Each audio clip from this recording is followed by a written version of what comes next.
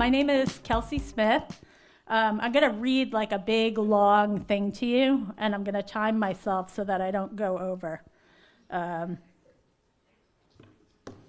because I'm worried about that. So, welcome to That Summer Feeling, 30 years of Yoyo A Go Go. I'm pretty excited about this.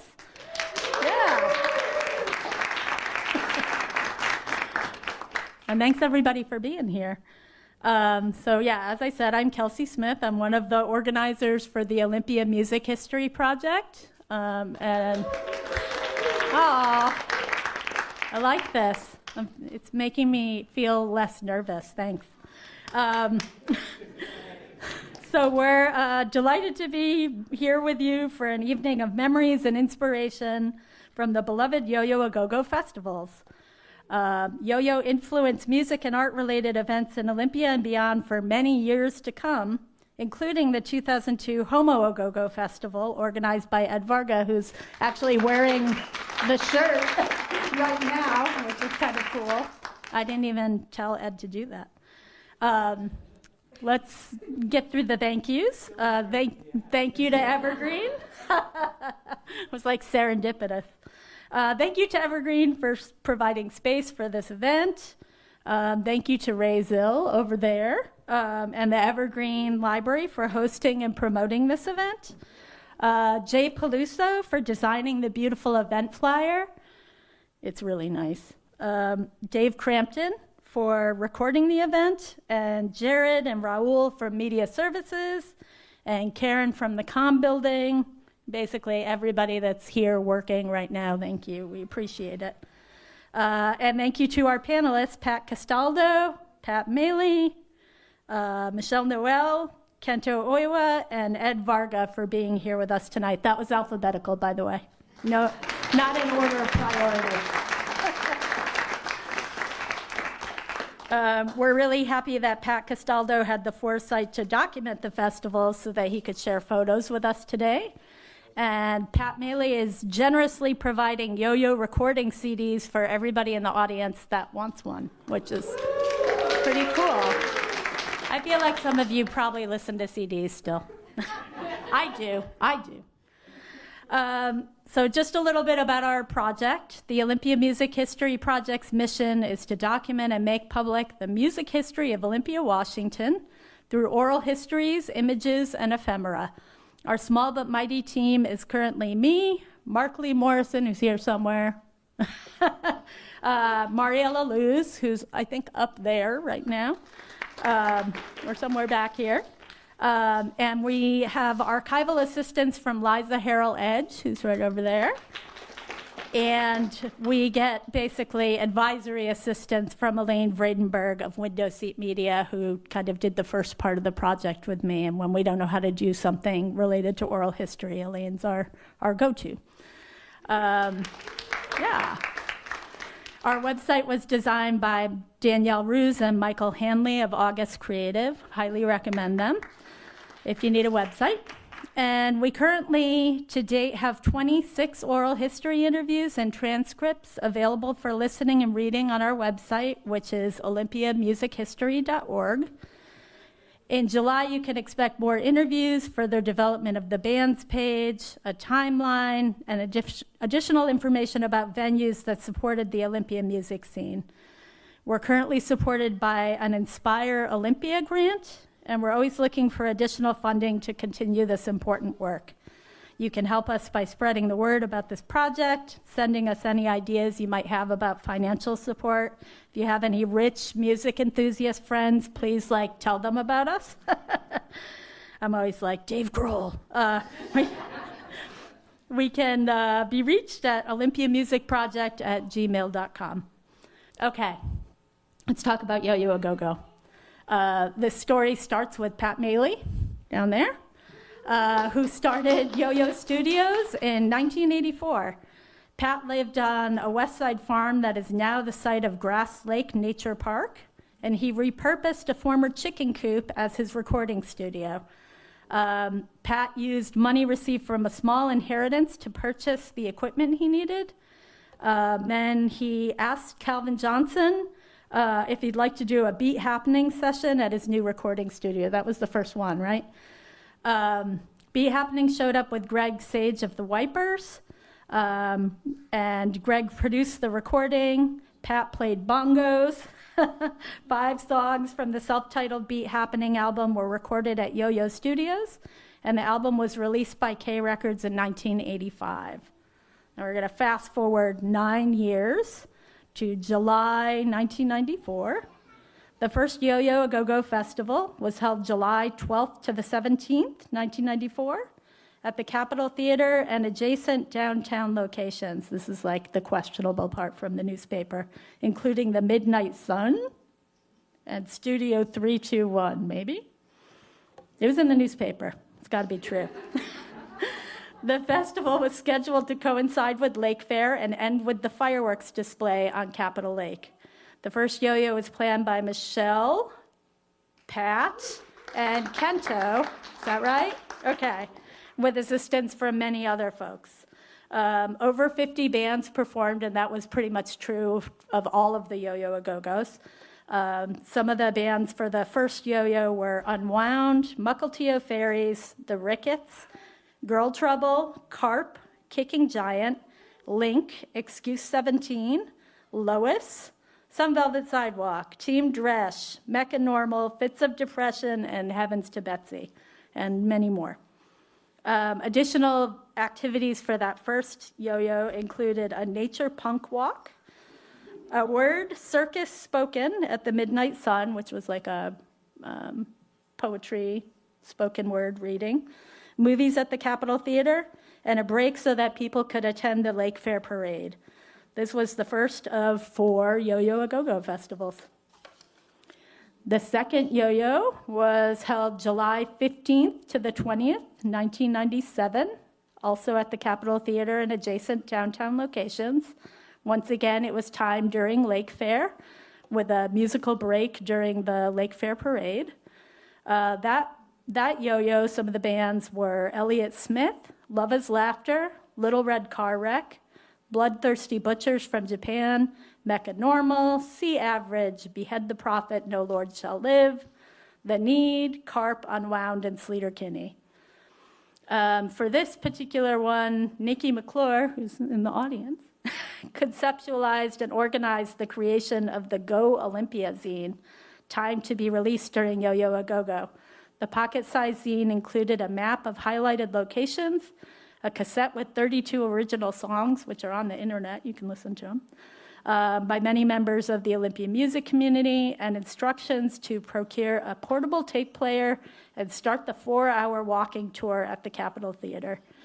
Every page was written by a different person and featured a different Olympia location, including the theater, Thekla, the Artesian Well, the State Library, and Lake Fair. The zine was sold at the festival, and funds raised were donated to Safe Place.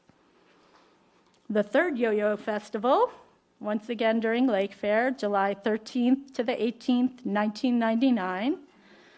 Some of the bands from that year were Bonfire Madigan, The Cananes, Dead Moon, The Donnas, Dub Narcotic Sound System, Marine Research, The Makeup, Mecca Normal, The Microphones, Mira, The Need, Old Time Religion, Quasi, Rebecca Piercy, Sleater Kinney, Super Duo in the audience, Jason Traeger, Tullycraft, and Type Bros from way back when. Sea Average played a Who tribute set with a special guest appearance by Eddie Vedder. Bratmobile did a reunion show, and Negative Land played their first show in 6 years. And the event closed with a kind of epic, memorable performance by Elliott Smith. Yo-Yo recordings, live compilations for the 94, 97, and 99 fests were released by Pat. In tandem with Yo-Yo A Go Go, the Capitol Theater programmed a mini festival of music films called OFS A Go Go from July 10th to the 12th. And I think that was at the Capitol Theater and the Midnight Sun. And then another companion festival called Rock and Roll Pee My Pants was held in July at the Track House on 7th Avenue. and the nearby WSECU banking kiosk across Legion Way. It was across the street from K Records and the Dub Narcotic Studios and Community Print. An extension cord stretched across from 508 Legion, powered the equipment for the show. And Arrington De Dioniso's young daughter, Lucinda Roanoke, created a program for the event titled Rock and Roll Pee My Pants by Lucinda, which consisted entirely of ink drawings of people with hearts on their chests. Last Yoyo A Go Go was July 17th to the 22nd, 2001, at another bunch of locations, including the Capitol Theaters. Again, over 50 bands, and that included The Gossip, Space Ballerinas, Gene Defcon, Unwound, Lords of Lightspeed, Tight Bros from way back when, Mecca Normals, Steve Fisk, COCO, Thrones, Dead Moon, and the Serum Grays. 10 DJs, including many DJs from Chaos, played music in between the bands. The 2001 Yo-Yo program guide opened with these words: "So much of what happens here in Olympia has to do with the size of our town. It's been said 1,000 times before, small town cost of living means people can work less or for themselves, freeing up their time for other projects. Not to mention the very real possibility of small town boredom, forcing people to create their own diversions, thus birthing 1,000 great creative projects." If only that were still true. The 2001 festival included a fashion show, which was coordinated by Aura Perica and Clarity Miller.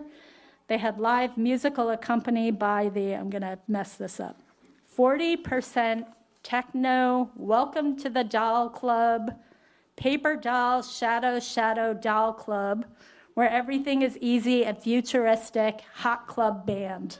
That's the name of the band. And that was Anna Jordan, Kitty Jensen, and Kelly Chambers. And the fashion show closed with everybody heading outside to join the Lake Fair Parade. One last little bit, there was a 2.5-hour friendship trail tour with each stop on the tour led by a different person. And the friendship trail brochure, I love this, says, "The friendship trail is about pulling rock and roll inside out. Can't we surf the free space between capitalism and its waste? I mean, we have voices, dreams, and pocket change. Isn't that enough?" That's all I got. I'm going to turn the microphone over to Mark Lee and our amazing guests. Thanks for listening to me go on and on.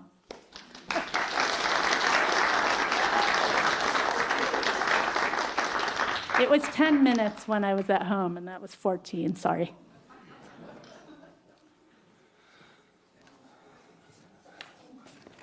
Hello, I'm Mark Lee Morrison. I'm an editor and oral history interview with Olympia Music History Project, and I'm going to be moderating this panel. Let's see. In conclusion,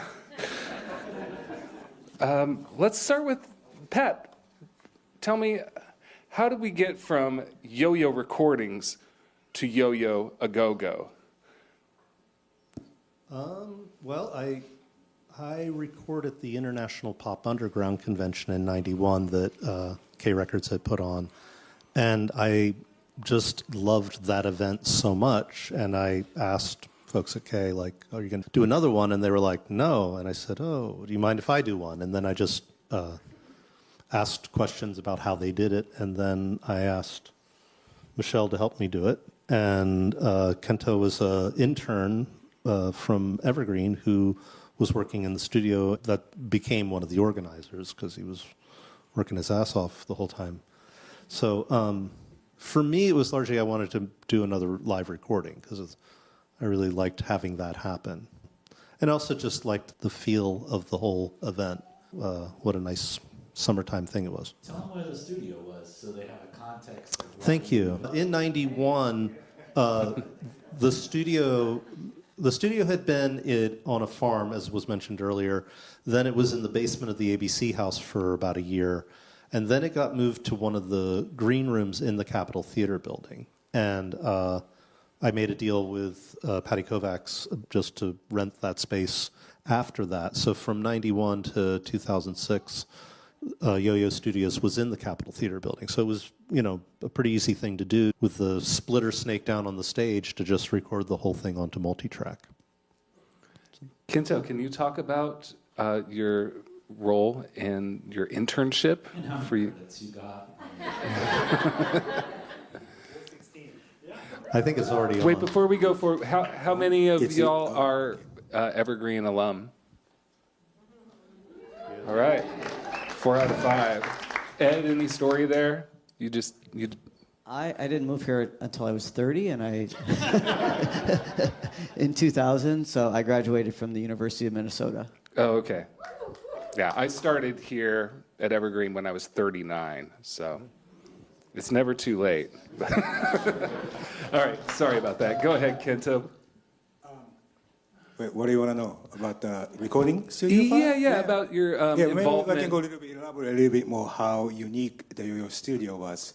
So in the Capitol Theater, we used to have these rock shows on the weekend called the Backstage Show. It was called Backstage because on the stage like this, looking at you, we put up another stage on top of the stage, and bands would play facing backwards.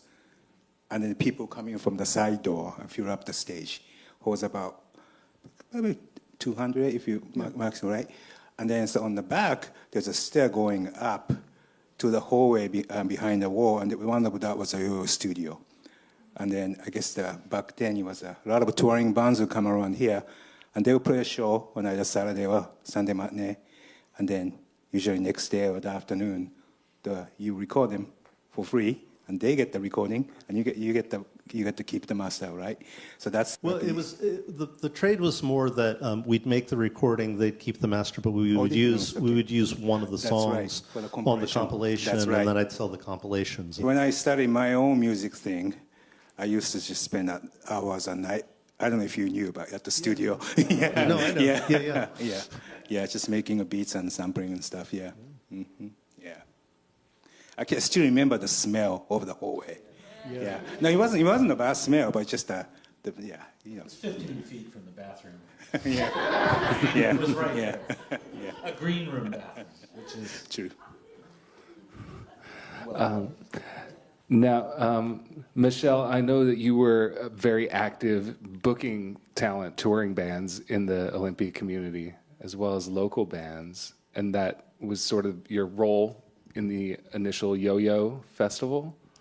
Yeah, I put on a lot of those shows at the Capitol Theater Backstage, and other venues around town like the Midnight Sun, and there was a collective space called the Uncola that was in the same alley as the Capitol Theater, and I guess that's how Pat thought of asking me, because I was already doing that.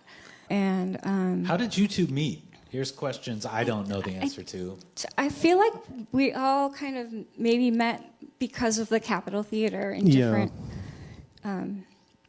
Like you were a projectionist, and you were in the studio, and I don't know. Yeah. The theater is kind of this.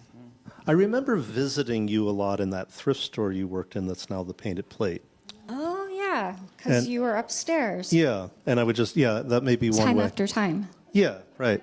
And, the thing that I think prompted me to ask you was that I really appreciated your taste in music and how it covered a section of music that I wasn't as familiar with. And it's like our taste had like a Venn diagram that came together. Right. Yeah. So. Michelle liked all the cool bands. That's right. I liked all the, that's right. Exactly. And they knew who to call if they were coming to Olympia. That's right. Vice versa. Yeah, I got into it. I started going to shows in Tacoma at this place called the Community World Theater, and it was on South 56 and M, and it was all the great shows were there, like Circle Jerks and who all played there? I can't remember, but I started being involved, just like working at the door and like filling out postcards to send to the mailing list and all that kind of stuff. and I just kind of naturally got into it here. And Maximum Rock and Roll was the national fanzine out of the Bay Area, and it was just on newsprint, and there was like scene reports, and there were like record reviews and articles, and they made this tour booking guide called Book Your Own Fucking Life. And you would get in there just by saying, hey, I want to be in there. And then once you're in this guide that came out every year, your phone would just ring off the hook for people all over the country and even people from other countries. And so that's how I really got involved in booking shows, because my phone wouldn't stop ringing. Wow. I remember you putting on a lot of the out-of-town cool bands. Like I got to know a lot of bands through your shows. Many DC, like East Coast bands and all these bands. This is before pre-internet, you know. And then we found out bands through these shows you put on. You know, we appreciate that. I was obsessed. Finger on the pulse. So, I mean, that makes for a really good team. How did you worry about like financially pulling this off? I believe there was a cap on how much you could pay each group. I didn't worry about it. I didn't really. Like Pat probably worried about it. Like, did you I need didn't bread have a up realistic front? view of money, and I still don't. I don't think I was aware enough of money, which kind of helped. And then when the pass money started coming in, and it all seemed to be working well, you know, I think we limited the number of passes to, like, for some reason the number 688 is in my head.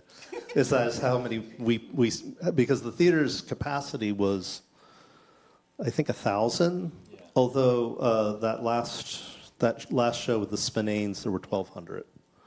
Because I got to the door because I hadn't been paying attention. I'm like, oh, okay, don't let anyone else in.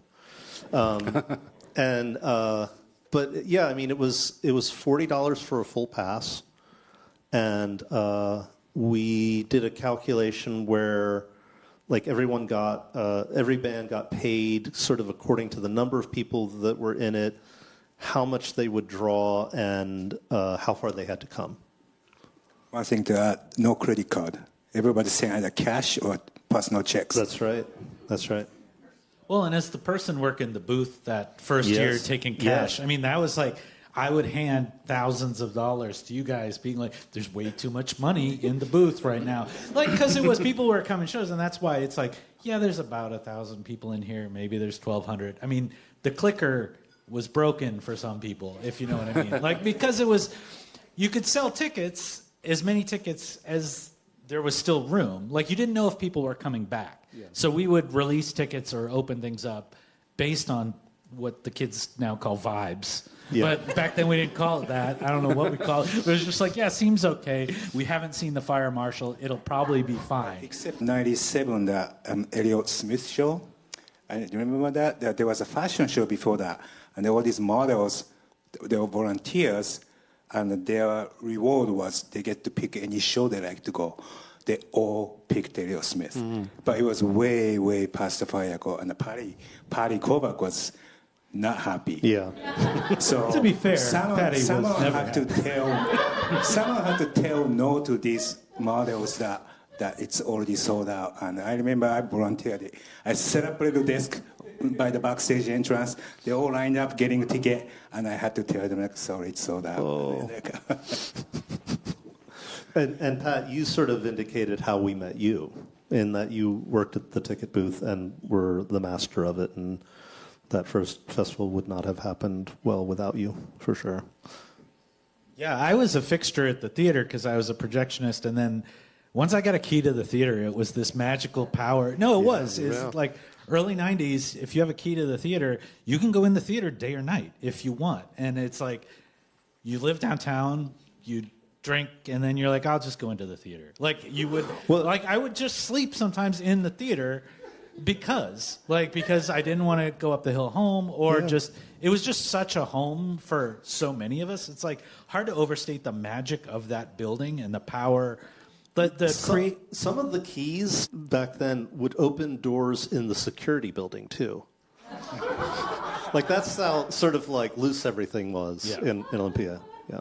Oh, wow. So Pat C, you wound up taking on more of a, what do we call, administrative role in the festival. Was that the following?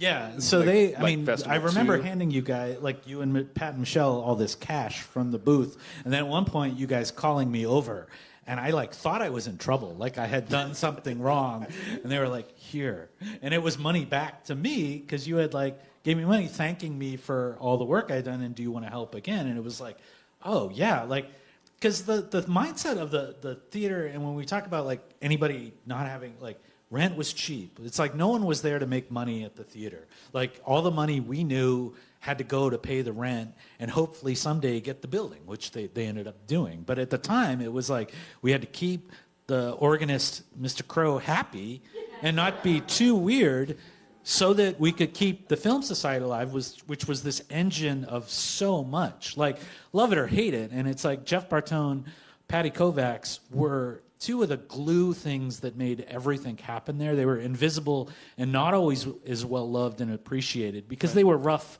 Olympia personalities sometimes, I mean, like any of us, but like them especially because they lived in this unique space of being two of the only paid staff members at the theater, of a theater everyone gave, I feel like, everything to, because losing that would have been losing like the only thing to do and a thing we all loved so much. Yeah. Like, and I don't know, I've moved away now. I lived in Olympia as long as I did, and now I've lived in Portland just as long, like 16 years. And so I don't know how much of that has changed, but at the time, the theater was everything. Yeah. I mean, and it was the heart of everything we did. Whether you liked it or not, it was there, and it was a force.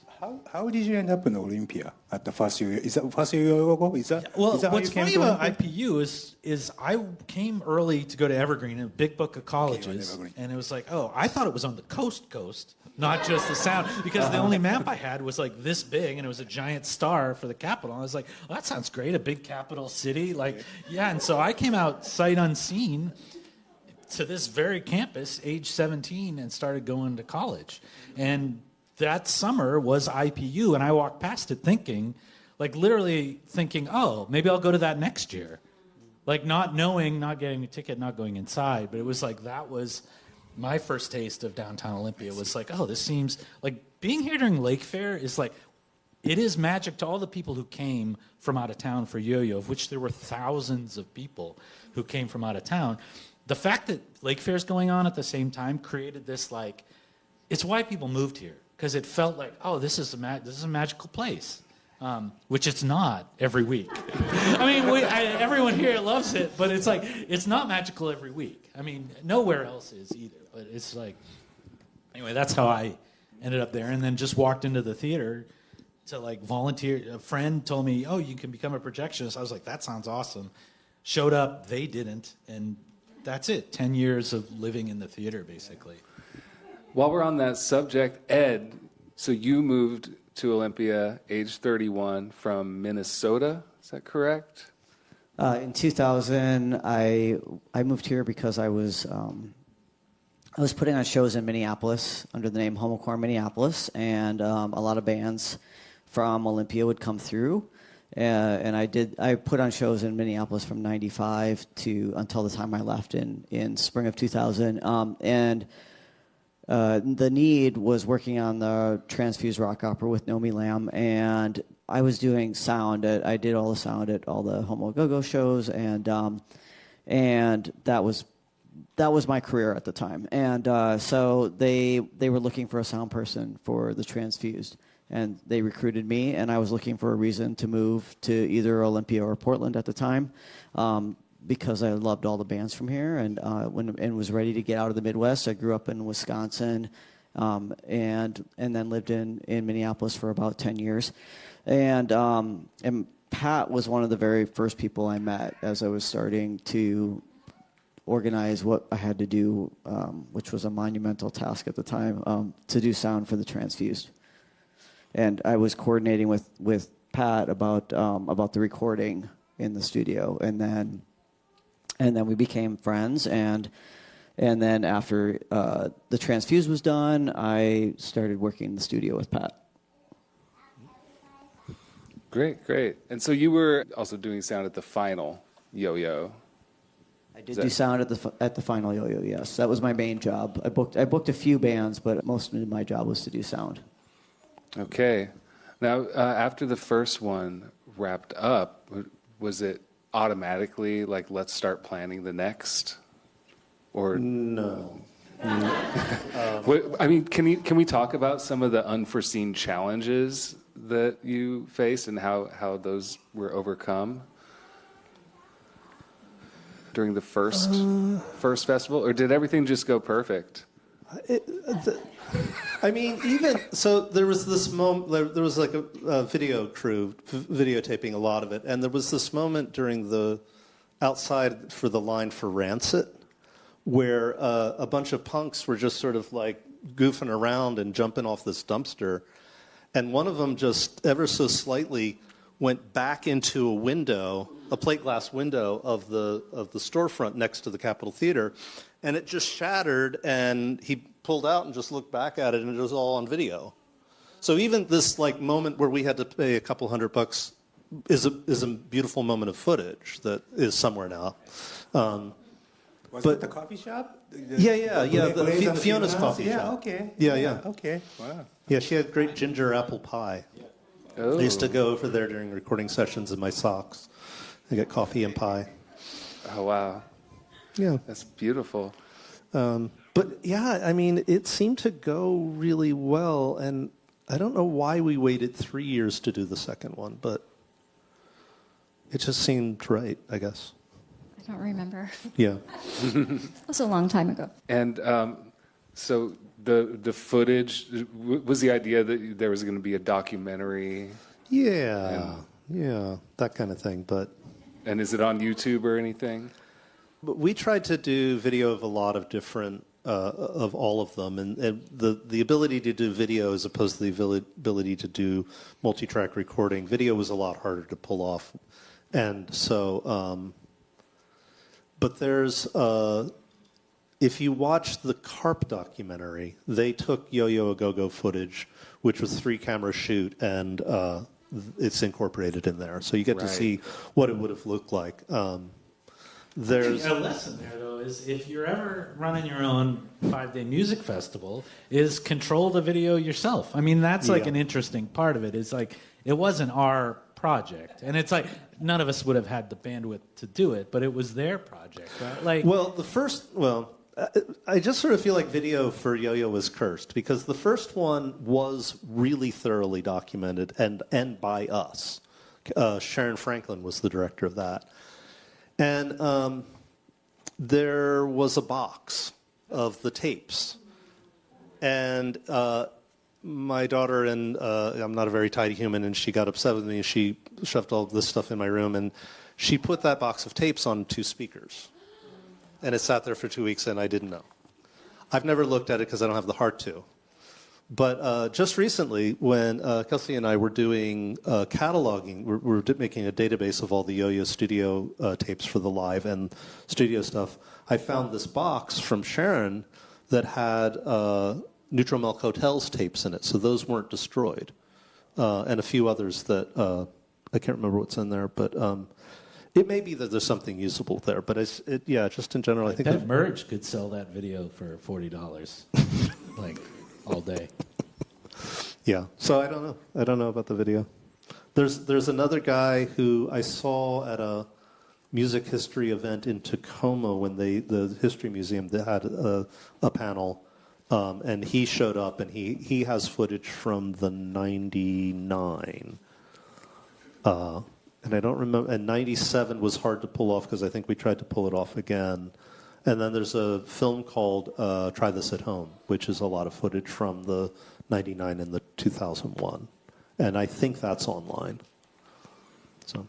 Okay. Yeah, and good. I guess the lesson is none of us knew how to do it. I mean, it was none of us that could make the video, and that's the big difference. It's like Pat and Ed and Kento could record and make the recordings all day. Yeah. Michelle could book a band, no problem, but none of us were the video people. Yeah. Like, I remember we got hold of those toy camera. You put audio cassette tape into it, and then be able to take video. Right? Comes like a Fisher Price. Right, Yeah, Fisher Price thing. Yeah. PXL. Yeah. Mm-hmm. I've heard of those.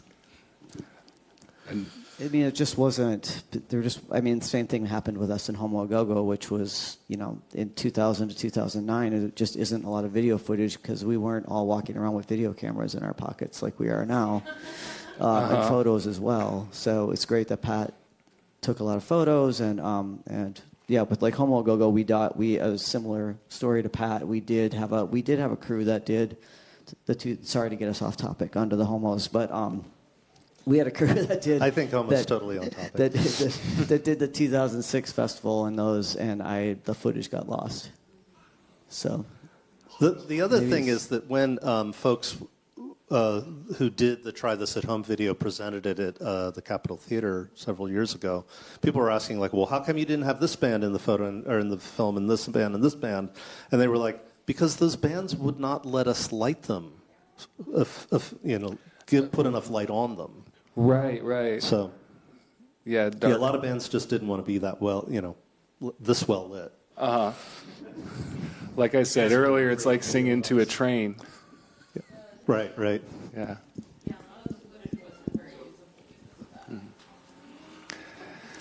Yeah. And so, There's a question? Yeah, what do you got? Well, Sure. I wanted to tell Pat, I'm pretty sure I have footage Yeah. from the first one. Oh, Because we had a new baby, so we had their grandparent gift. oh, great. So I've got one song of every band I went to. Oh, wow. I've never looked at it. Yeah. Let's make a that transfer. stuff up on YouTube Yeah, no, let's or make a transfer. That sounds great. Thank you. Yep. Okay. Yeah, Perfect. bring it to the next one. All right, so Yoyo A Go Go, Part 2, 97. Take me there, set the scene. What did it smell like outside? Was it more people this time? How did you build on it, and what was different about it? One thing that was different is that we had an email address. Right. Oh yeah, that'll do it. I found our filing system of how we did passes. Here it is. It's a Kinko's bag that's all ripped up. And I don't know how we got the word out initially. I think we put flyers in K Records packages. Okay. Yeah. And I think there was a magazine called Kento that we advertised in. Which was a local thing, yeah. I would put flyers when I went to shows in other towns, and then people would say, they would send us these letters that would say, I want to come to your concert. Please send info. And then we would handwrite back, send them info. And Can we read one of those? Is somebody? Then they would mail us. I don't know what a good one is, but I did find one from the first Yo-Yo from Wynn Greenwood, who later made the band Tracy and the Plastics. Yeah. And it's right here. So we got it's a on lot Howard of, Johnson stationery. Yeah. That's the part people can't see. and then they would, after we sent the info, they would mail us $40 and a passport picture, and then we would, I don't know, it was all on paper. It was all like lists and scribbling out. There was no cut and paste on the computer. Yeah, this is basically a database of names and addresses of people. I would assume we sent them their pass or we sent them their confirmation. Yeah. So wait, so why are they sending photos? To put on the past. I have mine on right now. Oh wow. And so then Pat Castaldo joined us in 97. And Pat knows computers. And Pat knows computers. And we got an email address. We might have had one before, but we didn't use it for that. So do you want me to read this one? I can Sure. read this one. Please, please. Dear Yo-Yo, I live in Texas and I am very interested in attending Yo-Yo A Go Go show. I am aware of the $40 cost of a pass, but if there are no more than, what else can I do? Oh, so they're worried about not getting one. I would be very grateful for a list of bands and more info on Yo-Yo recordings as well as the show. Wow. Yeah, so people didn't even know who was playing, and they had this like general level of enthusiasm that kind of blows my mind now. Yeah, I think that had a lot to do with the reputation of the International Pop Underground Convention. So, when, which also, like when Chris Novoselic and Dave Grohl performed with the Stinky Puffs the first night of the first Yo-Yo, it went out on the AP and was headlines. But the national article referred to the event as being put on by K Records. Yeah. So I think that was a symptom of the fact that we were building on that reputation a bit. And then, to be fair, K Records was sending out your marketing. That's right. Yeah, no, they were instrumental in that. Did you do any other national marketing of any kind, like Maximum Rock and Roll, or any like? There were probably some ads in some magazines, but I don't. Because they would have been like this big. Yeah. Right. Like just a little tiny thing. Oh, those are the most fun ones to look at, though. Yeah. You got so many. Yeah, I have a vague recollection of maybe doing something like that. It's just remarkable that so many people traveled from out of state, across the country even, to come experience this version of Olympia. And, and you fooled them all. The thing I remember about 97 that was different was that, I got a call from this woman. She's like, "Hi, I'm Leslie from Spin Records, and we're wondering if our reporter can get a free pass." From Spin Magazine? What's that? Spin Magazine? Yeah, Spin Magazine. And so I was like, which was kind of a big deal. It's like, but I was like, no, they're $40. You can just buy one. And she's like, well, I said, why? Oh, I asked, why would we give you a free one? Well, because we're covering your event. I said, we don't care if you do. So. Did they come? Did you get the $40? Yeah. There was a little article. There was an article for that year, and I think there was another article for 99. And what I really appreciated about the 99 is that it juxtaposed us with that really awful Woodstock that happened. Oh, yeah. And so it was just so nice to be like side by side with that. Yeah, they got documentaries about that too. Yeah. I remember there was a Rolling Stones article after the festival '94, right. And they had a picture of Beck, and I remember because Beck was playing my guitar. It's like, look at my guitar made on the Rolling Stones. Yeah.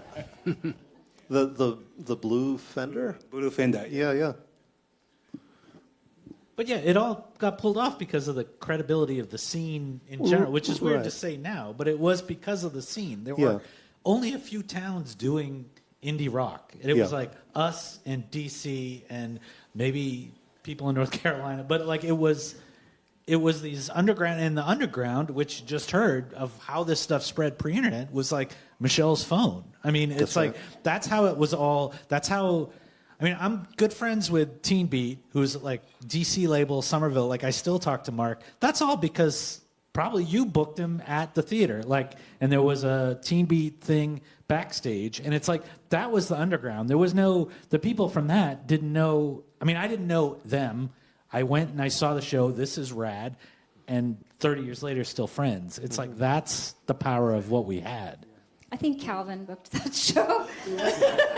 There were more than Olympia in DC. Every state was this town, right? Minneapolis was one, right? Athens, Georgia. All these bands, we have network of phone numbers we can call, right? And so from Olympia, sure, we put you on the show. And then our first show, we didn't even have anything. We had a homemade cassette tape to sell, And then just we had a notebook, meeting people, writing down the phone number, passing on to the other bands. That's sort of like a network, spread. Yeah. I'm going to say the vibe was a lot different in some other towns. In my town of Minneapolis, the punk scene was very male dominated, It was very macho. So those of us who were in that scene, or myself included, like that's one of the reasons I started putting on homocore shows in Minneapolis, is that it just was not a friendly scene to women and queers. And so that's what the vibe is just different here, for sure. No, I get that. Yeah.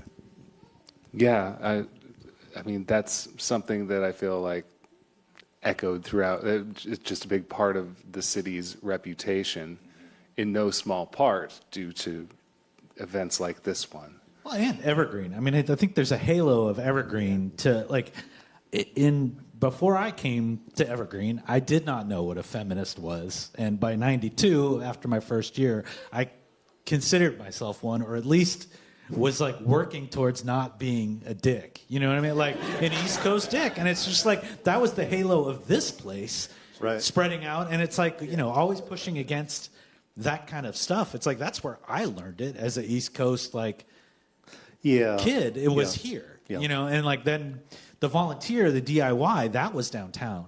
Like, and so there was like feminism, gay positivity, all that stuff for me came from here, from Evergreen. And then downtown was like, if you want to do a show, you book it yourself. So it's like the DIY of like, oh, we can do this. Like, you want chickens in town. It's like a story I've told too many times now. It's like, if you want chickens in town, you show up at the city council. It takes 30 people to get a law changed. Like, it's really showing up and doing it. And it's like, that was the downtown thing. And then the Evergreen thing for me was that stuff. And it's like, there were halos of each working back and forth. But they were, I think, in a lot of ways, separate worlds. But obviously, a lot of us went between them. Cross-contamination.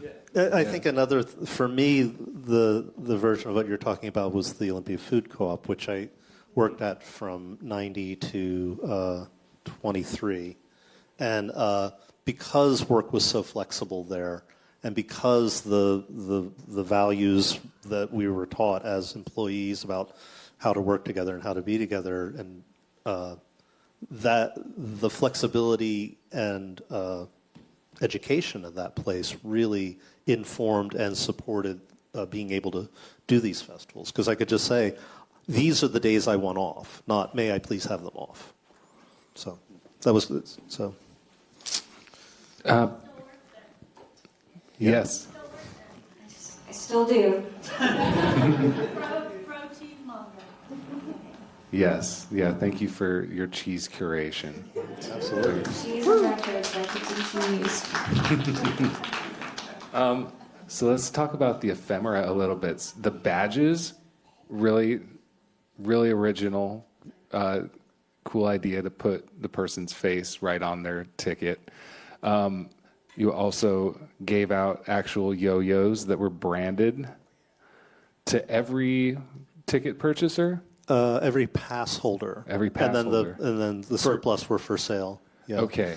So not if you're buying an individual And the thing that show. I have to say that I just want to hold this poster up. Yes. You want me to... The festival, the vibe of the festival would not have been... Can you all hear me? Yeah. The vibe of the festival would not have been what it is without the artistic brilliance of Taewon Yu.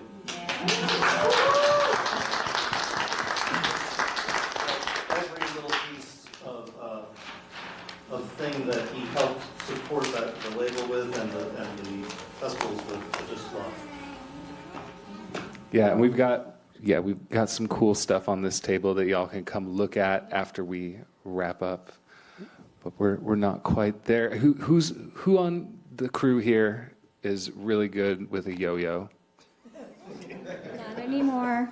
Did you practice? Did you get better? Walk the dog around the world? I was never very good, to be honest, but it was fun. Yeah, it was a lot of fun. Pat, you'll excuse me if I tell this story, but one year the yo-yos just weren't made that well. And Pat was standing there trying to throw it, and he goes, "This one sucks. How come we couldn't have been called Kite or Dildo?" I don't remember saying that, but I'm glad you do. Stuck with me. Dildo Go Go with the I think. I don't know. Oh, Great. Well, I think that we might be about ready to move on to a slideshow. Woo-hoo. And we can keep talking through the slides. If we're, Sylvia, you ready for pictures on the big screen?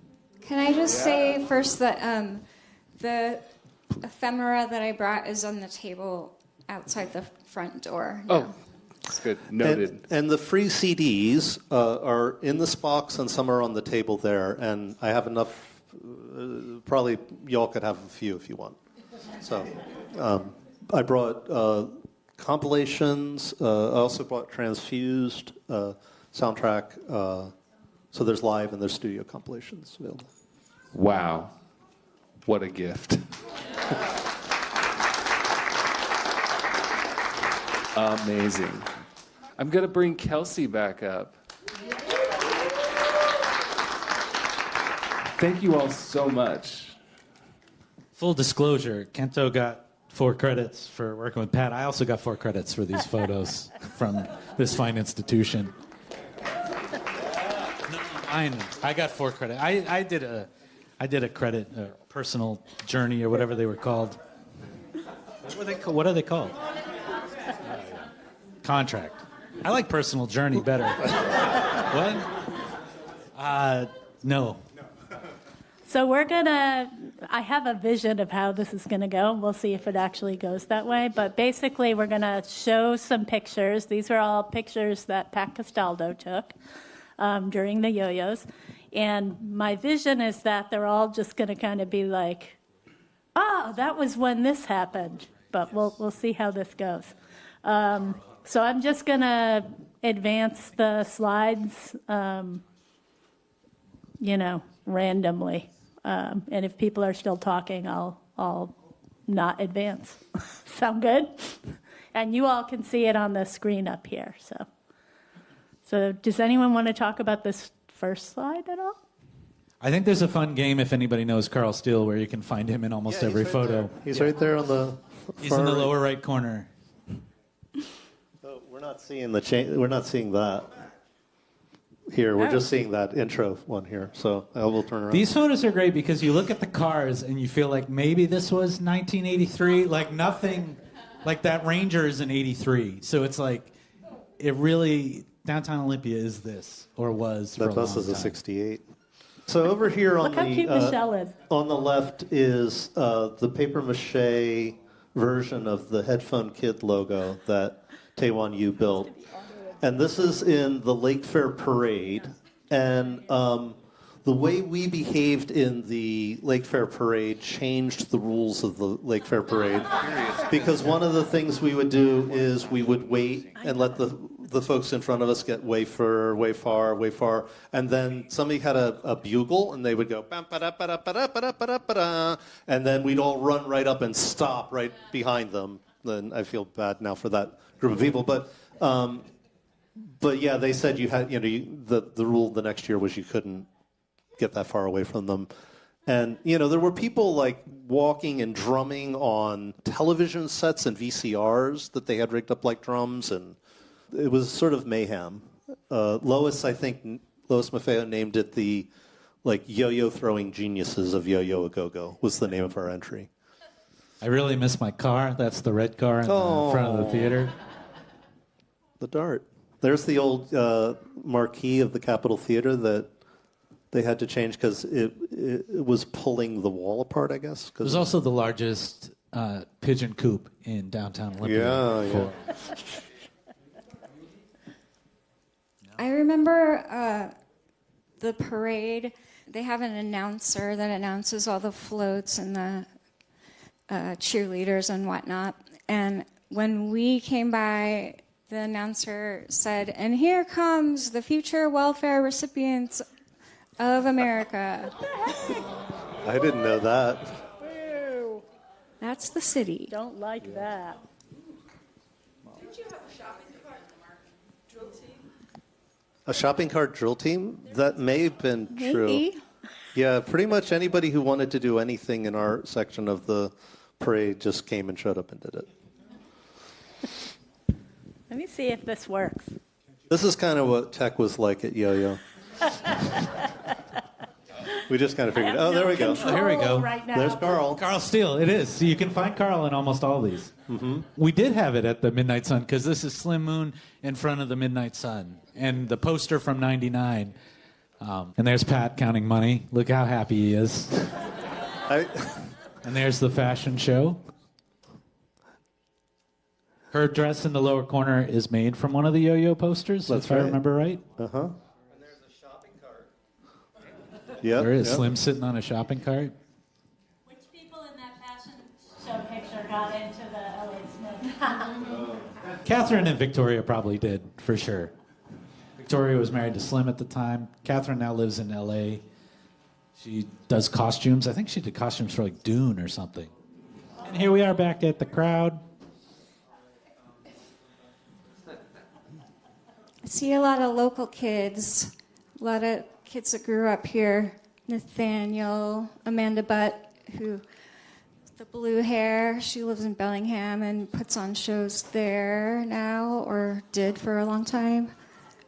Bunch of Olympia high school kids. The thing that I think when I see that picture of the crowd. Oh, there's more pictures of crowds. Don't worry. Yeah, so that the theater being that full, I think in 2001, when there were shows that were just not as full as that, I started to think, oh, maybe we're done.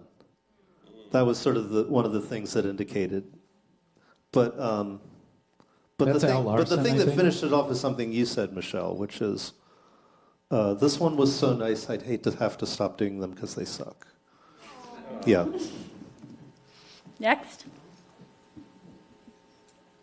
Conoco. Ian from a famous punk band. Yeah.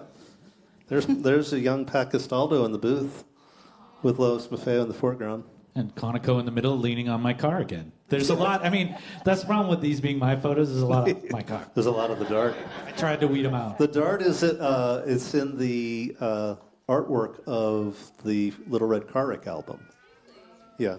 But I think that typewriter was upstairs for poetry or something. I mean, it's like the cool thing about all of this is people who wanted to do stuff would just do stuff under the umbrella of Yo-Yo. They didn't ask Pat. They didn't ask Michelle. Like, they just did it. And so it's like this typewriter appeared. It wasn't anything any of us planned or put. And there's so much, just like Rock and Roll Pee My Pants, it's not like we did it. It's the community and the town did it. Like, everyone showed up as a like, oh, they shouldn't be the only ones to be able to do stuff. It's like, exactly. And that's what made it better. I remember Sam Jane playing on the street corner, wearing his mask, playing Love Is Laughter songs.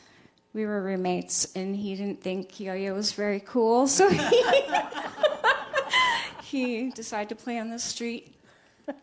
And it was great.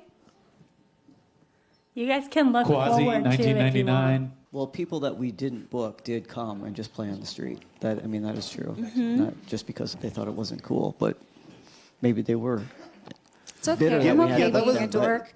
There's a little bit of feeling like we were sort of becoming the establishment in a way, and that was like, oh, I don't want that either. So I think that was kind of another reason to stop.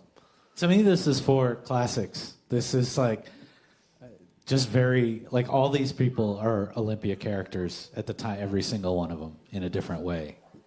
Vern is gone, Chris, Sarah and Carrie, Pat and Corin. Like, this is very, people are smiling, people are confused. There's Calvin's half head next to Chris. I mean, it's like, this is all, to me, this is what I remember, like this type of vibe. Outside on the street at night, or just candid, weird faces from two of the heaviest bands. 1 month of summer that we get when it's beautiful out. And there's, Well, 99 there wasn't a summer. well, 2 months. Yeah, the 99 was I was wearing a thick Carhartt hoodie that whole festival, but right behind Not Vern, sponsored. you can see the control room for the studio. There was a shelf and then the couch, and then this way was the board. It was a very small room. Okay, Carrie and Sarah are in front of the Midnight Sun, which was a really small, mostly a performance space, but bands could rent it out and bands could play there too. It was on Water Street. And it's where the experimental music festival would happen, too. Also, longtime Olympia people recognize this street as the bus stop street. Before we had the thing. Oh, that's right. I mean, this is where all the buses That's were. right. This is where you get on and off. Yeah. But that was Barbara Zolano who had the Midnight Sun, and that was like a huge addition to town. She was a huge cultural impact in town as well in terms of having that space available for people or bands or weird stuff. It's like one of those things. You just open a storefront and you're like, it's going to be a theater. It's like, this is just a tiny shop. No, it's a theater space. Yeah. And it became one just through pure force of will. Black Box. It's an architecture firm now. Mukilteo Ferries. Joshua Plague.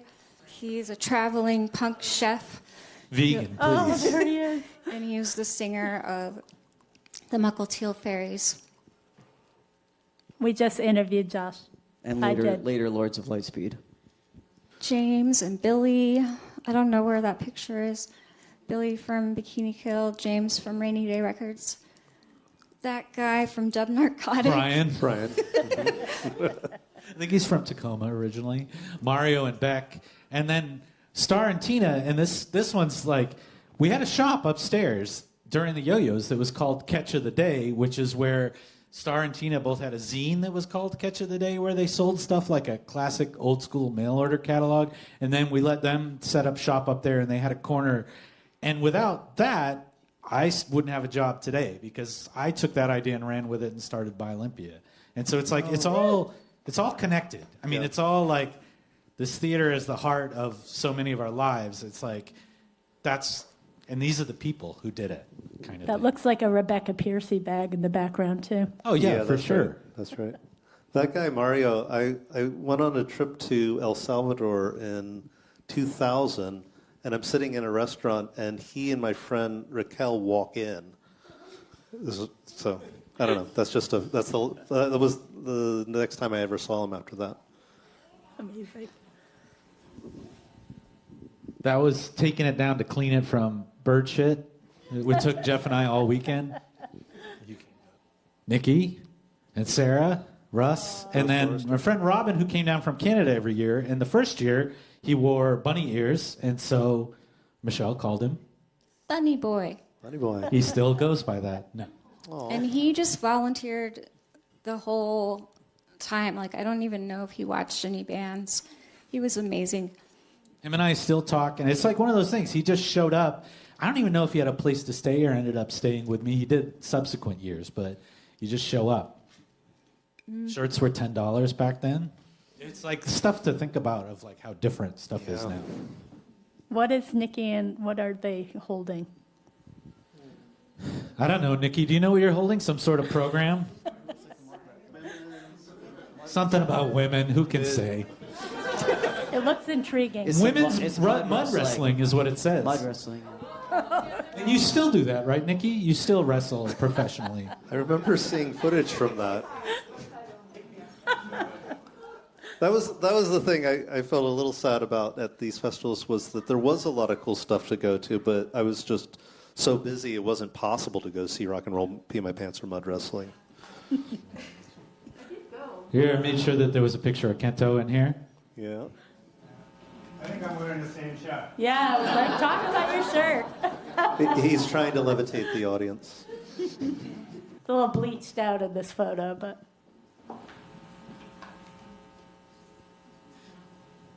Me and Michelle. There's the studio in the upper right corner. And so this Yeah, was that's- either 97 or after that. That's 97. Yeah.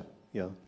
That little TV to the left of the mixing board we had a camera down on stage so that we could see Yeah. what was going on stage. That's right.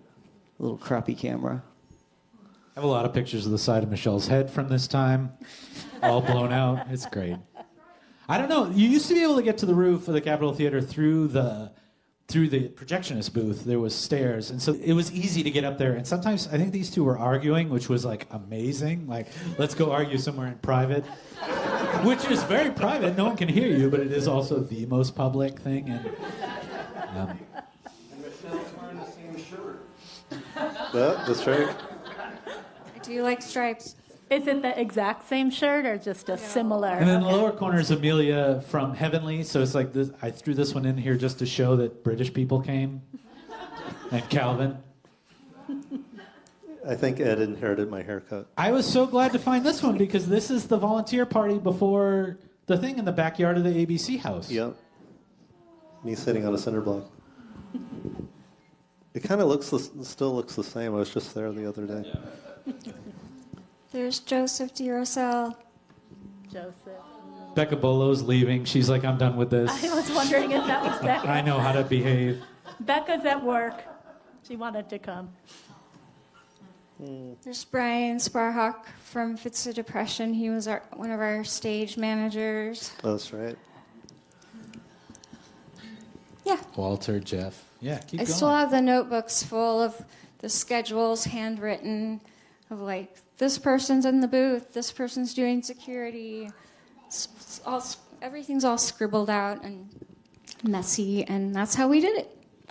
There's Diana Aarons, who headed up the recording for the first festival. Aaron Cruz, who's here, I believe, also did a lot of the work. There's Jenny pointing at him. Eric in the middle, who was Who- Modest who- Mouse bassist at the time, selling CDs, now owns a bookstore in Seattle. Huh? And then some skinny dude over on the left. Was never that skinny again.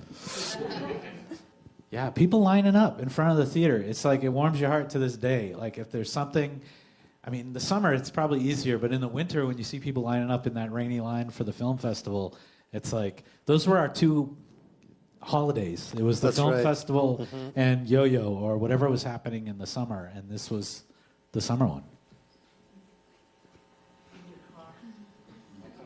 There's I Kenya love that Dawson, picture.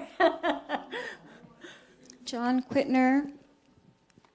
I don't remember what Kimya's beef was, and honestly, and I believed her, but she was up there proselytizing against Evergreen for a long time, and it was like kind of cool. That's Kimya Dawson. She got up on stage during Kicking Giants performance and interrupted to make some big thing about Evergreen.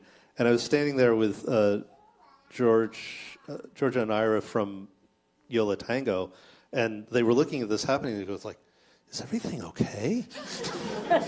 And I was just sort of like, no, this is just sort of Olympia.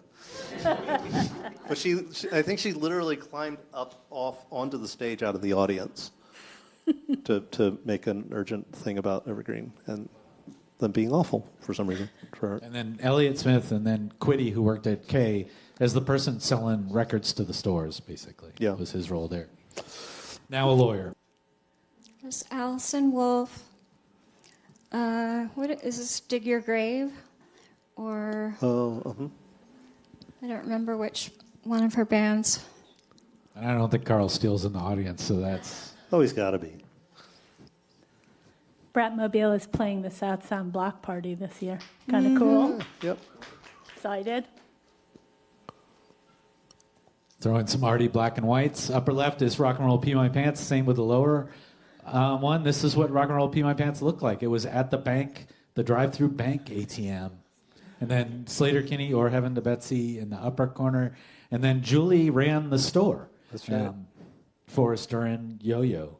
Didn't Robin go to Rock and Roll Pee My Pants and actually pee his pants? Probably. Probably. Yeah. On stage for people, they were going, pee, pee, pee, pee, pee. And I think the name came from,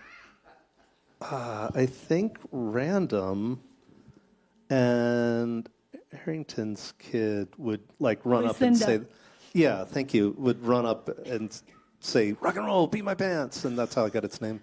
I think that's true, I don't know. Japanese band, and then Jared from Carp, just That's in awe. Bloodthirsty Butchers? Yeah. I just like this one because it's Jared is one of my favorite people in the rock part of the scene, and just his love of the other bands is one of those infectious things that I think is the supportive aspect of Olympia is it didn't always feel supportive, but it very much was. Yeah. When these things Yeah. would happen, everybody would show up, and I think that's rad. The the two bands from Japan that played the first event, as Kento just mentioned, one was Bloodthirsty Butchers and Copas Grinders, and we met them because they played a show at the Corner in Olympia the December before. Here, at the Corner Yeah, Cafe the Corner here. Restaurant, which was at the Evergreen State College. But I got a call from Calvin who said, yeah, there's these Japanese bands, you want to go see them? So we went up. And the tour shirt that they had listed all these different places and cities and dates that they were playing. But I don't think they had a show for Olympia, so where Olympia was, it just had the K Shield. And we went and we met them and really enjoyed it. And I said to them that night, hey, I've got this recording studio. You want to come by and make some recordings tomorrow? And so they came to the Capitol Theater. I got someone to cover my shift at the Co-op, and we recorded 2 songs each using the same gear. And 2 of those songs are on the Periscope comp, and the other 2 became a split 7-inch on K. But that has how they got invited to play Yo-Yo. And there was this one moment that at the time was really super moving for me, which was watching, I forget which of them played the first night, but they were, one of the 2 bands was playing for this like crowd, and it was like they were as immersed in this band's music as they were in any of the other bands, and the bands put on amazing performances too, but when I watched that, I was like, oh, here's American kids being really into a Japanese band instead of the other way around. Oh, thank you. Yeah, Bloodthirsty Butchers, and it just it was so moving to me that the Copas Grinders, when they went on, they were like, "Are you going to cry backstage when we play too?" I said yes. Just to update, the band Bloodthirsty Butcher became very successful in Japan. They will play at the huge stadium and all that. But the guy Yo passed about 10 years ago out of cancer, and this one too. This one passed. Jeremy passed. Was it 2 years ago? Yeah. So Sarah Lynn from Unwound, Jeremy the drummer from Modest Mouse, and then Lois with Heather Dunn on drums. Amazing. Fashion show. The back alley behind the theater. I see Anna Oxygen and Michelle Thompson. Oh yeah. Clarity Miller, who made a lot of Soctopuses, is there too. I like the 90s graffiti or early 2000. I don't know which one this is. Just more candidates. Zach, Mr. Mike, Seamus, who was in a band with me called the Heavyweights because we were both that skinny. And then Corin and Lance Bangs, who's a documentary filmmaker or rock and roll filmmaker. And then Brian and Diana up in the corner. Zach Sally and Mr. Mike. Mr. Mike is like now a mayor of a small town in the Midwest. And Zach Sally was in the band Low and now still does Los Manos comics. I don't know. A lot of cool folks came through. Kento again, Elliot again. Oh, maybe I used that picture twice. And then just more like, this is the front porch of all this stuff. It was just sitting in front of the theater. That's what you did. Makeup. That's a great photo. The Wolf Twins and then their mom, which is really rad. Heavenly in the corner. Dead Moon over here. And then Chris, Gene Defcon maybe up in the corner. I don't remember what band that is, but that's Chris who lives in Texas now. Look That's at Pat's Allison beautiful Wolf skirt. and her twin sister, Cindy Wolf, and their mom, Pat Shively, who ran Eastside Women's Health Clinic, and I think it was the first abortion clinic in Olympia. Yeah. I also saw Cindy Wolf's cat, Chaka, in one of the fashion show pictures. I remember Pat saying that when she would arrive at the clinic and there would be a protester and he would say something like, "You killing babies today?" And she'd say, "Only ones that look like you." There's Nisi with the double mics. Nisi was instrumental in, like, that was the big Japanese Olympia connection. He had ran a label, Rebel Beat Factory, or helped with that. And so a lot of the K releases or Kill Rock Stars releases that were released in Japan, Nisi helped handle. And it's like, I think a lot of us who ever got to go to Japan, I mean, I stayed on Nisi's floor in his office. Same. That was the connection. I mean, it's like, again, like through doing this, you get to meet a ton of people, and then, yeah, you know somebody in Japan now, or you know somebody in London. It's like cool. It looks like, is that Phil on the drums? Phil Elverum? Old time religion in the upper left corner. Well, and this is that the Goblins? Yeah, I think so. Okay. Keep rolling. Let's see what else we got. Yes, nighttime, Capitol Theater. You've seen it, but have you seen it at night? That's what 99 felt like. It was kind of cold and dark because it was just rainy weather the whole time. That's it. That's it.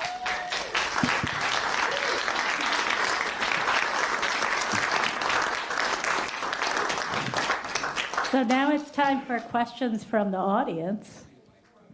Yes, Markley's going to run the mic. And let's do like 15-ish minutes so that you have time to go talk to people and look at the ephemera and that cool stuff. I have a quick question. At all of these events, were people smoking indoors in the Capitol Theater? Not intentionally. Not even on stage? On stage, perhaps. Probably.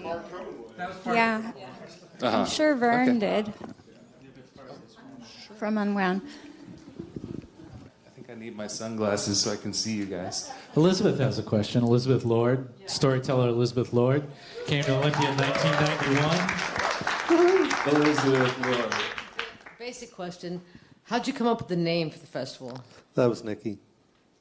Nikki McClure came up with it. Please tell us. I think Nikki left because was talking. That was my daughter. I'll ask Nikki and I can call. Yeah, no, it was just, I think I was just hanging out and she said, why not this? And I said, yeah. It just occurred to her. There's not much more to it, I think. It wasn't from Yogurt Farm?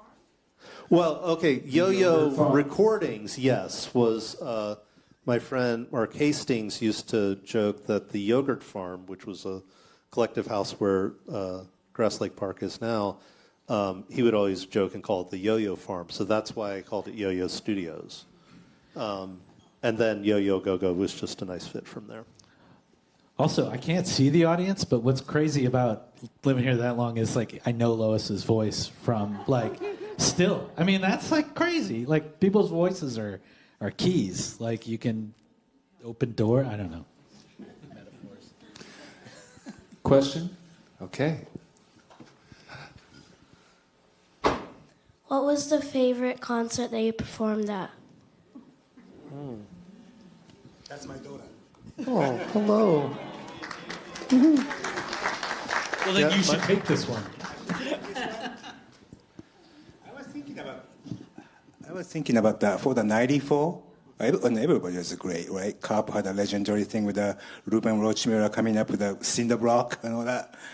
But my favorite was Codeine. It was, I think, end of Thursday night, and it pushed. It was almost past midnight. That super slow, quiet music. But nobody left. Everybody just sort of sitting there on the floor, sitting there on a chair. At one point, Oh, it and looked that like D for Effort is, I think, the one Yeah. that ended up on the record. That song's haunting, that Yeah. version. It's Yeah. like really good. That's I still remember that. That one left the impression.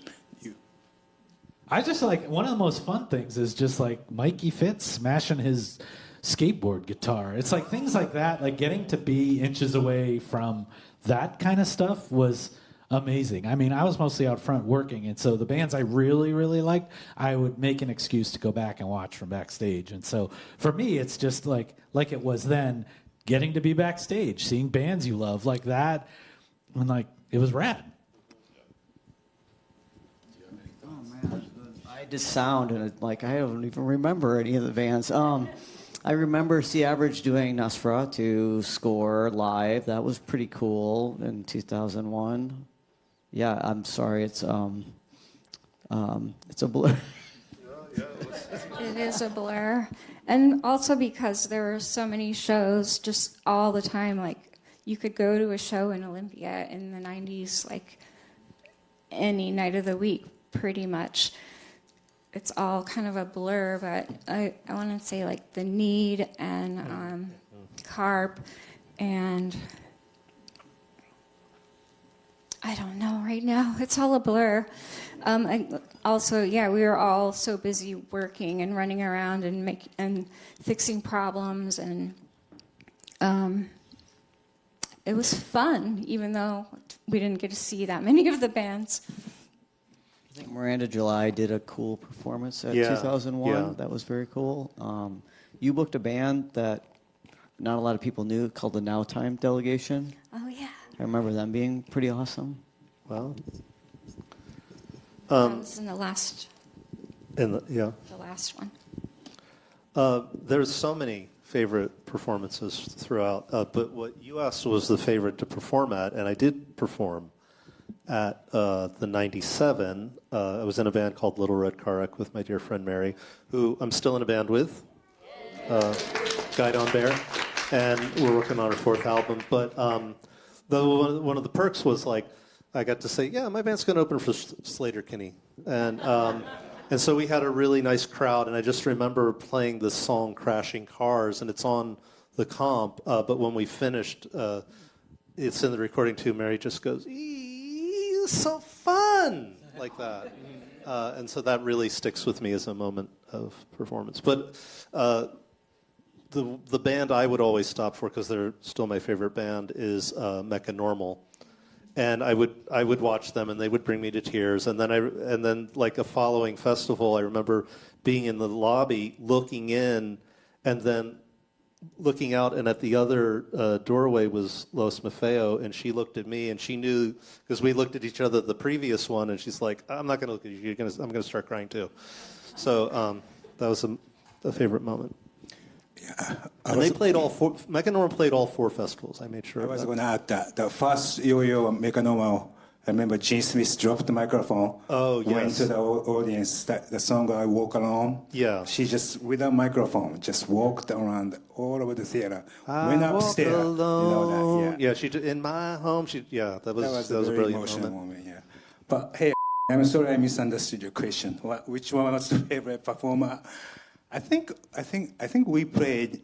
Iku played 97 and 99 probably, but 97 I remember we were doing a sound check with our drum machine and sampler and everything.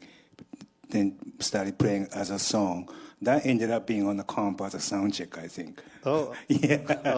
It sounded better than actual songs. Yeah. Fun. I think. Yeah. So 97 was my favorite, I would say. Yeah. Another question here. Thanks a bunch, you guys. Great panel. I'm from Vashon Island, run a little label out there. Just wondering if there's any Vashon representation, people or bands. At the festivals? Sure. I don't remember anyone from Vashon. I'm very sorry. No. Yeah. I thought not, but I'm sure people from Vashon attended. Going to city council meetings and doing cop watch. And the cops would actually bring reports on how many people were sitting on the sidewalk during yo-yo events to push an ordinance, no sitting on the sidewalk and stuff. And but we were able to access the local fans and stuff and try to counter that initiative, as well as helping Pat Shively get an ordinance to protect her abortion clinic, the Eastside Women's Health Clinic, and stuff like that. So Yo-Yo spun off like institutional, good things in the short term. Anyway. Oh, now we got Trump. So. Thank you. I feel it when I saw that picture of everybody sitting on the sidewalk. It just makes me remember how homey homey it felt, and how friendly, and how everybody was just comfortable and chilling. It's good summer times. Remember the first Yo-Yo, Sub Pop lent us their white van, and then I think 7 Gables, the motel, donated a bunch of rooms to us. I remember, I think I was with you, Pat, driving around late at night, first night.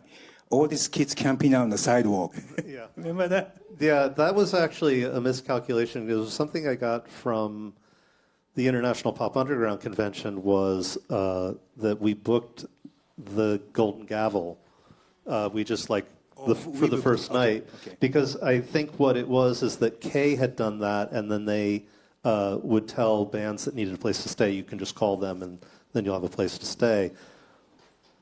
But we never did that organizational piece, and that first night all those rooms were empty, and so we... Yeah, we picked up all the kids from the street, and then they all got in bed to sleep. Yeah. There's a story about the police when we were organizing it. Michelle and I went to talk to the OPD to tell them we're going to do this festival, and somebody said, "You want to talk to the cop that rides a bike, who has a big mustache." And we went to the place, it was like right about where Danger Room is now, where they kind of housed the bike cops then. And we went, and just as we walked up to the door, this row of cops with bikes came out, and they all had gigantic mustaches, except for the last one had, like, it went this and then like that, and we're like, I bet it's him, and it was. And they didn't care. And then that first newspaper that came out, it was like this photograph of a punk with a yo-yo, just like this, nicely playful, and then you open it up, and the second page was 6 burly guys getting hauled off at Lake Fair. So we were the much more peaceful event, which was nice. Hi, so this is kind of a long question. So I'm more going to ask you for your commentary on, if you have any. Came here during that time, and I was really into Yanni. This scene completely escaped me. I had no idea about it until about 2020, during the COVID lockdowns. I listened to Evergreen radio on that playlist because everybody dropped out, the DJs doing their shows for the most part. And so I just found it so soothing during all that time alone, because I'm in the foothills there at the southeast corner of Yelm. And one by one, I started to hone in on what is this fabulous song? What is this work of art? And so, fortunately, I had Spinatron to go to, and I've been studying piece by piece every one of these tunes. And then, I think it was my last year, I finally put it together. There was this thing called Yoyo A Go Go. And so, what it means to me to come here, it's like, I don't know, like a pilgrim finding, wow, this is something, this artifact that actually is still beaming, and finding someone all these years later going, this was this fabulous thing that really made a statement that will live on for a long time. Well, thank you so much. But the kind of question came up going, what was it about all the different places in the world that we decided to settle here? I mean, it's beautiful. We love it. I mean, we love being close to the mountain. It's kind of a symbol of freedom in a lot of our minds, especially, well, nowadays. What is it about us and here that makes this place kind of a symbol to the world as far as just a shift in consciousness? We're not in New York. There's something really special with this place, and kind of the conversation went to, it's probably because we're all souls that reincarnated from the civilization of ancient Lemuria. And that's the best we could come up with. And so I just want to thank you. Somehow you just knew that this was going to make a statement that will have reference into future generations. Thanks. Is there a question? Did you? I feel like it just came naturally out of all the framework that was here already, the Evergreen State College and the seminar system and the interdisciplinary studies that you don't have everywhere. Olympia Food Co-op, one of the last co-ops in the country that doesn't have a general manager that still operates on consensus. Olympia Film Society was totally volunteer run except for Jeff Bartone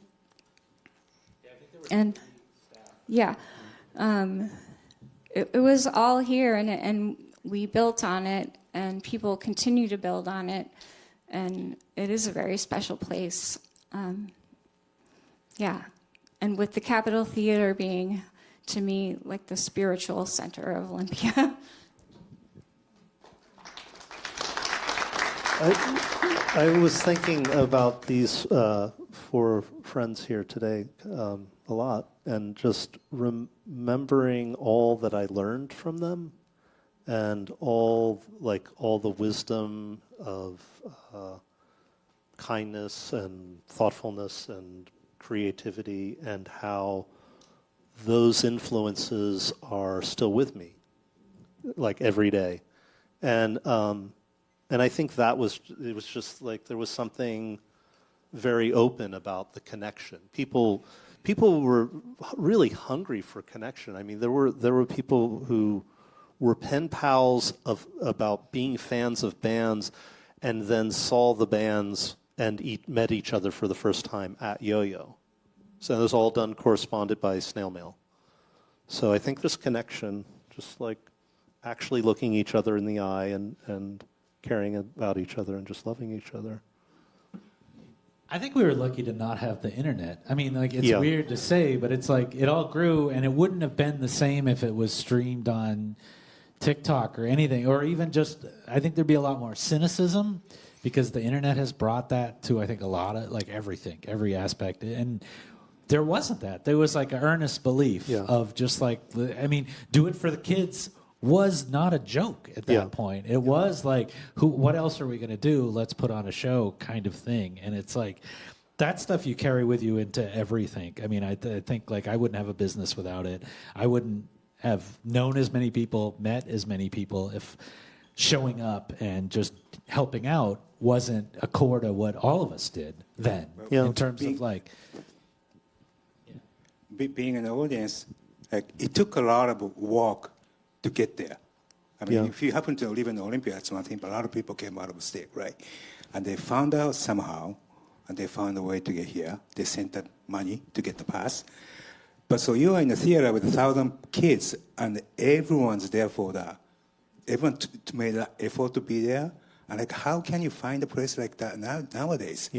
With that many people going through all the hurdle to get there and just be there. That's not honestly about selling stuff. Like, the $40 was it. Like, there wasn't like, please buy the merch or have to come in the VIP section. We didn't sell beer. I mean, there was none of the things like that shows do now. There wasn't a fan club or anything. It wasn't about making money, which is also harder now, I think, to do, to put on stuff that's not about making money in one way or the other. It's like I said before, the money was made to make sure the theater kept going. And it was nice to get some money to, like, help as a bonus, but it wasn't any of our jobs to do that stuff. It was like there was always the co-op. I worked out here at Evergreen. Like, everyone, this wasn't our job.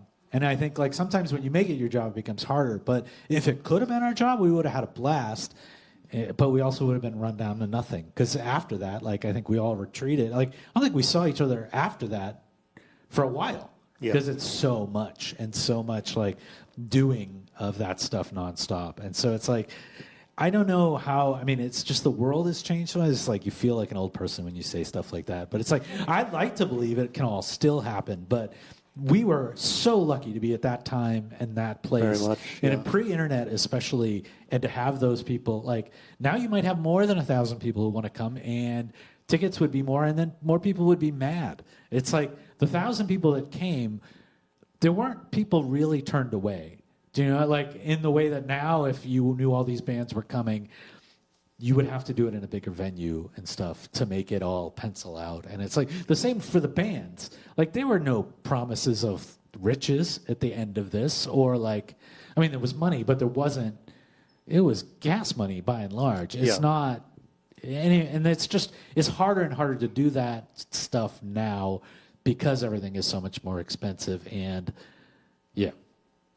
it's just like, we were lucky. We were super lucky. And we're all super lucky, I think.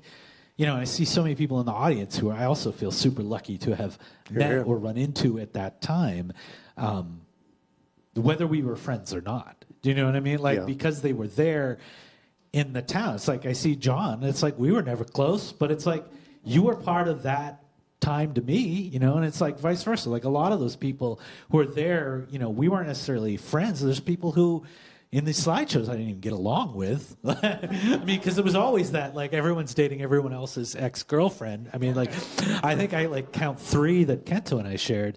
But it's like, no, it's this idea of, like, that it was a small town and there wasn't much else. And even if you didn't like someone, you might be at their show because that's all we had, in a way. And so I think a lot about the people, and it's like I think way too much about all this, but the people who didn't go, who might have said that we were insular or like a clique, and it's like that was stuff I heard about people saying that, whether it was about the Film Society or punk rock, and I was like, as an innocent person who just showed up, I never got it, even for the city. So it's like when people are like, the city does this, city does that, I was like, the city's just people. And it's like the same thing led me to be chair of the Planning Commission for 5 years and be on the Historical Commission, because you just show up and you can change things. And it's like, I don't know if that's still the case. I would not want to be on, it's like, I would not want to be on the Planning Commission now, because I think more people are more angry and yelling. And it's like, we're just trying to get 3 chickens per backyard, you know, like,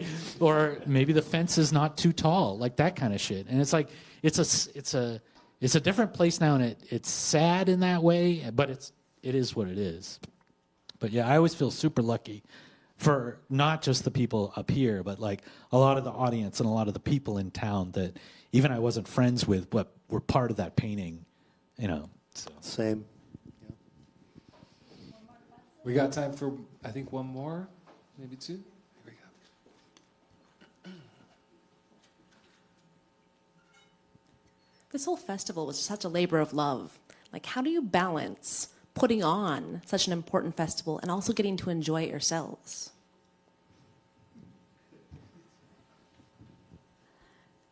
I think I got a lot of joy just out of the running the front of the house, and just all the joy that people had and all the drama, and you could still hear the music even if you're in front of the curtain. There was always on the 3rd day a crying event up in like. As I said, I've cried through a lot of it. Yeah. Yeah, just like a meltdown, because it was so much energy, so much passion, so much fun, so many people, so many amazing people. I enjoyed it, but just kind of in a different way than like getting to see bands. And I'm glad that we didn't get too many questions about the bands, because we were too busy. Yeah. But it was fun to do. I mean, it's like we had fun putting it on, and it's like, it's also like once you pull the curtain back, once you do one of these, or once you're a projectionist, or once you're running the soundboard, you stop ever seeing events as, it's harder to be just a participant or a consumer. And I think that's like what Olympia, whether it's Evergreen or Olympia Film Society or whatever, is like, we weren't just consumers. Like, none of us were. You know, like, Film Society was a membership organization. You were a part of it. You know, and it's like, well, you don't get that at first. You don't get that when you're 19. You're like, they want us to pay even if I don't come to see movies? Like, I don't understand.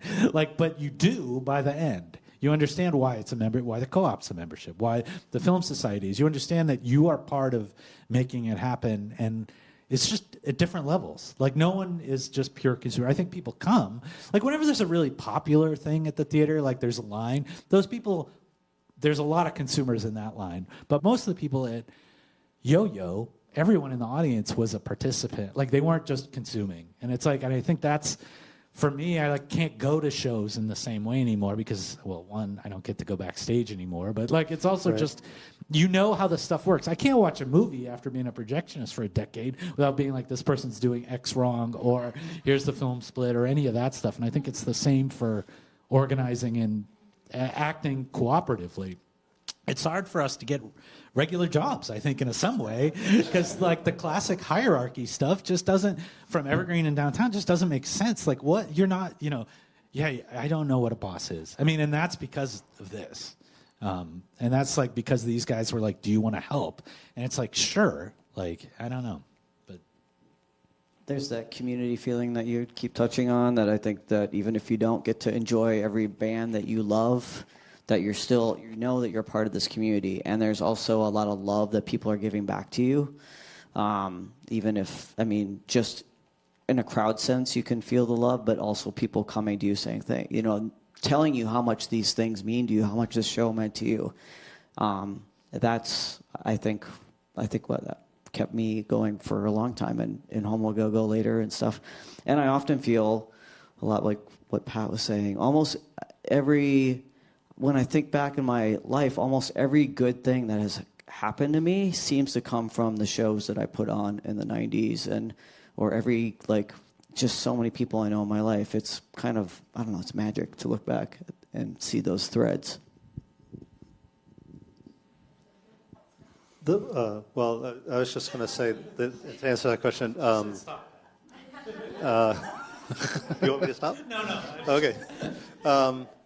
Yeah, what Pat was saying about being a participant, I remember a moment in one of the yo-yos. I turned to Nishi, and it was the morning of like the middle day, and I just went, oh no. And he goes, what? I said, it's half over. Because I just was like, I knew how rare, it was like the third one, and I knew how rare it was at that point. And I think that's why, like, now, you know, I'm in my 60s, and I'm in 3 bands now, because I want that. And so, yeah. Thanks. Okay, well, I think we're about out of time, but just make sure, do you guys want to do another one anytime soon? Another Yoyo A Go Go? Okay. I tried to do one in 2019, and it wouldn't take. Yeah. And I was glad it didn't, and because that attempt made me understand how clearly I never wanted to do another. But I have a backyard, and in the summer put shows on there, and those shows are lovely and magical. So you see Little House on the Prairie. There's a good show going on. Homo A Go Go, which is an offshoot of Yoyo A Go Go. We're coming up on the 25th anniversary of the first one in 2027, and we are talking about trying to do something probably here. All right. One of my favorite moments at Homo A Go Go, which was done much like Yo-Yo, was I was sitting in the control room, and the cover of one of the Yo-Yo A Go Go comps was up, and this excited fan for Homo Go Go came in and poked her head in the doorway and goes, What's Yo-Yo A Go Go? Yeah, you gotta get with the times. Well, thank you all so much for being a part of this event. Thanks for bringing us together. Getting your insights.